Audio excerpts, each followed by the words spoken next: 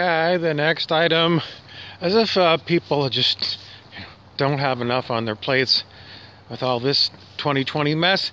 The next big mess that's heading for us is the incredible lack of foresight by who? Well, pretty much, who do you want to blame? The whole thing is that our financial system, the worldwide financial system, is I don't know how this is all going to play out. It's just that governments are taking on an incredible amount of debt. Incredible amount of debt. Debt, and, you know, year by year, the deficits. And it's unbelievable how much money they're spending.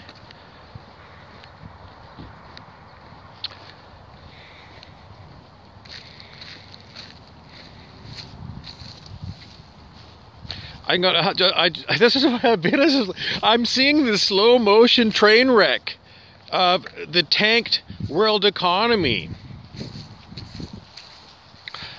We saw with the beginning of COVID-19, the stock market crashed.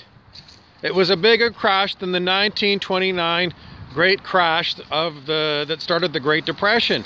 And then we saw the stock market rebound all the way back to where it was, plus some more. What does that tell you? Well, it tells me that the stock market is totally rigged. Totally rigged. So it's totally unsafe for your money. It's being played by enormous banks with enormous trillions of dollars. Don't go anywhere near the stock market. Other safe havens for money, traditionally gold. Do you want to buy gold? Well, the biggest issue with gold is that, you know, are you going to like buy gold coins and keep them in your basement under a mattress? Or are you going to buy certificates of gold where someone's going to tell you, well, you know, we'll store the gold for you in Fort Knox, and you've got the certificate that says, you know, you've got it.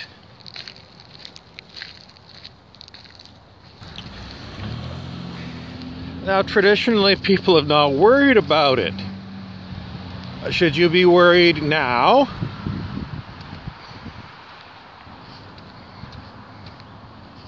Okay, next item. Okay, where else can you try and get shelter from the economic storm?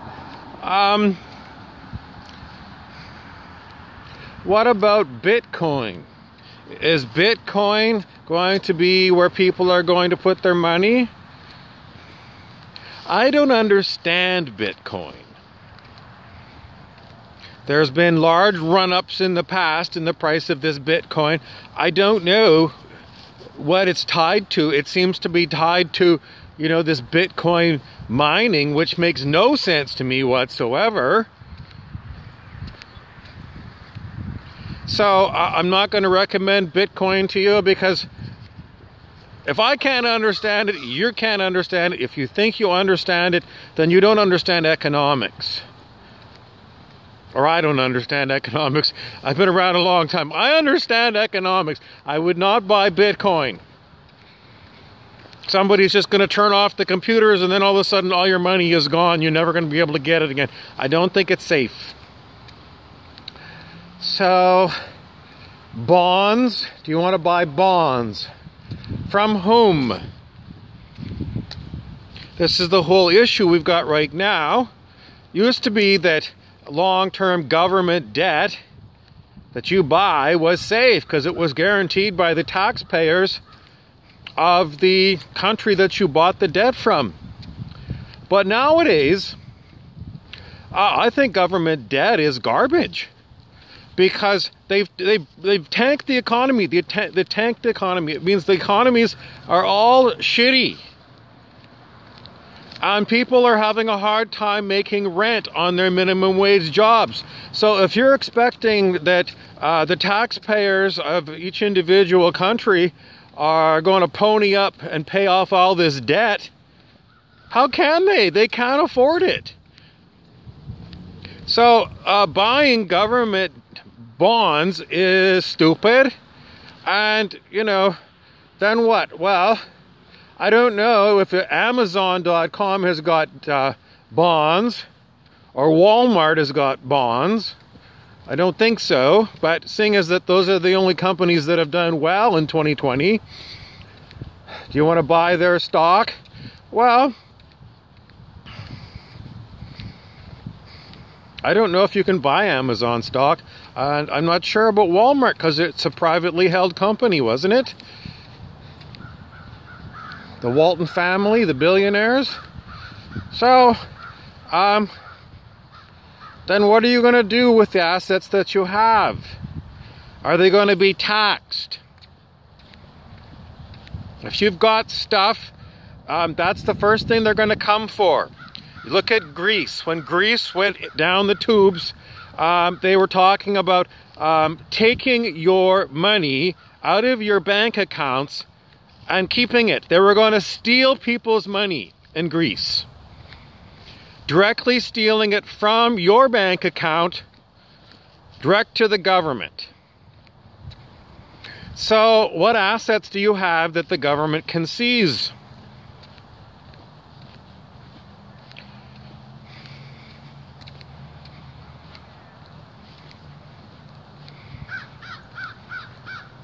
Why are we? Because this is what the government does.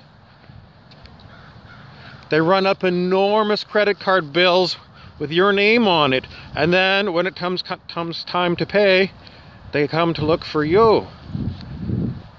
So the government's going to be going into major austerity, which means not only are they going to raise taxes way the hell up, new taxes, but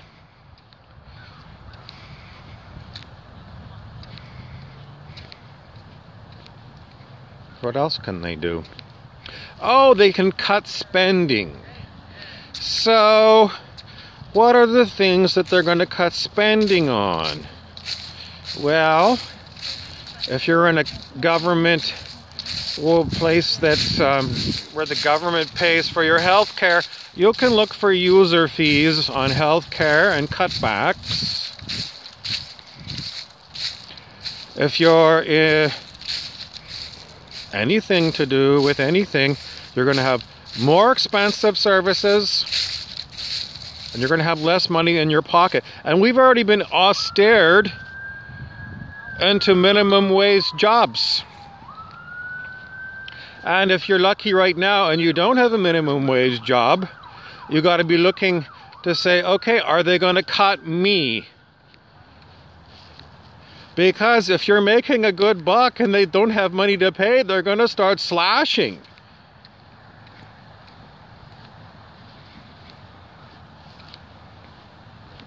Are we headed for a Great Depression with soup kitchens?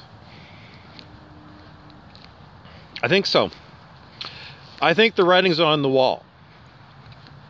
Now, the only other thing that might happen is the banks that are too big to fail get another enormous amount of money.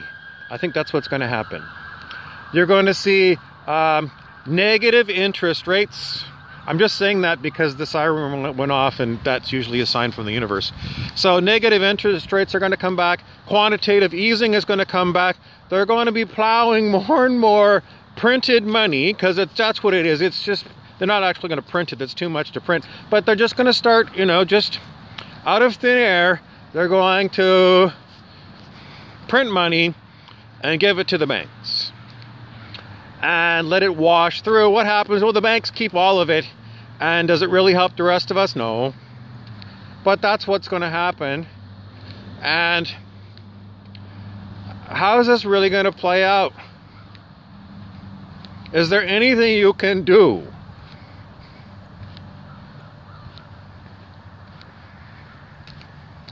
In the olden days, what would happen is if you saw that there was a massive economic collapse coming, you would get as much of the stuff that you have, make it liquid. In other words, sell off all your real estate sell off all your holdings in whatever countries are in bad shape and convert it all to a stable country and move to the stable country. But on today's planet, where the hell are you going to move? Is there anywhere, any country that's safe from this? No, the whole world is in lockdown. Are there some countries that have got, yeah, some countries are going to have better financial shape than others.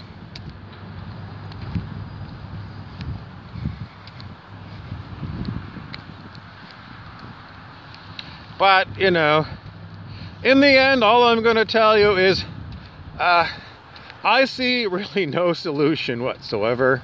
So what you're going to have to work on is knowing that even more negative forecasts are coming out, and as far as I can see, there ain't going to be no solution for you individual people. There is really nothing you can do. So you're going to have to get very good at living with everyone else's worry. What does it mean? It means that you're going to have to be able to deal with the energy of worry, anxiety. It's going to be an enormous undercurrent. People are going to be so stressed out after COVID, and then you're going to have an economic collapse. They're already having a hard time paying the rent. People have already moved back in with their families. It just looks like everything that I look like, it's like worse times are coming. Worse times are coming. So you're going to have to get very good at living with high anxiety and worry and fear. Because this is going to get ratcheted up. So I'm going to tell you how I deal with it. I just keep saying it's not my energy. If I feel anxiety, and I don't feel it. I'm serious. I've been through this all morning long looking at this economic train wreck. And I don't feel worried. I feel like this, like, is it because I'm not feeling my feelings? It's because I cannot feel these low vibrational feelings and say they're mine. If it comes up, I say it's not my energy. It's not mine. So what good does that do, you ask me? The answer is it changes reality. If you refuse to take on these feelings of anxiety and fear as your own, you're going to float through this. What do I mean by, I don't mean that you're going to like see, like, you're going to be fine. You're going to be fine. What if they take my house? What if, whatever, I don't have outcomes in mind. I don't. All I know is, for me, something will work out. Something will work out. Will I end up in a, I don't know.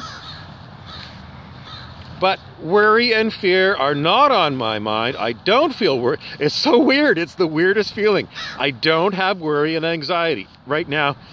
And, you know, 25 years ago, I would have been like scared shitless, talking to everybody about what to do to weather this storm. But I've just changed myself. And it's just like, I'm looking at all this, I'm telling you all this, but I'm not worried.